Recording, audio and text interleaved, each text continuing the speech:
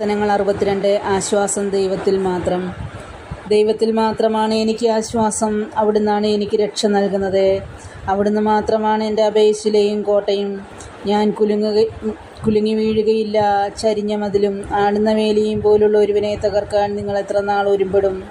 അവൻ്റെ ഔന്നത്യത്തിൽ നിന്ന് അവനെ തള്ളിയിടാൻ മാത്രമാണ് അവർ ആലോചിക്കുന്നത്. അവർ വ്യാജത്തിൽ ആനന്ദിക്കുന്നു, അധരങ്ങൾ കൊണ്ട് അനുഗ്രഹിക്കുന്നു, ഹൃദയം കൊണ്ട് ശപിക്കുന്നു. ദൈവത്തിൽ മാത്രമാണ് എനിക്ക് ആശ്വാസം. അവിടുന്നാണ് എനിക്ക് പ്രത്യാശ നൽകുന്നത്. അവിടുന്ന് മാത്രമാണ് എൻ്റെ അഭയശിലയും കോട്ടയും. എനിക്ക് കുലുക്കം തട്ടുകയില്ല. എൻ്റെ മോചനവും മഹിമയും ദൈവത്തിലാണ്. എൻ്റെ രക്ഷാശിലയും അഭയവും ദൈവമാണ്. ജനമേ, എന്നും ദൈവത്തിൽ ശരണം വയ്ക്കുവിൻ. അവിടുത്തെ മുൻപിൽ നിങ്ങളുടെ ഹൃദയം തുറക്കുവിൻ.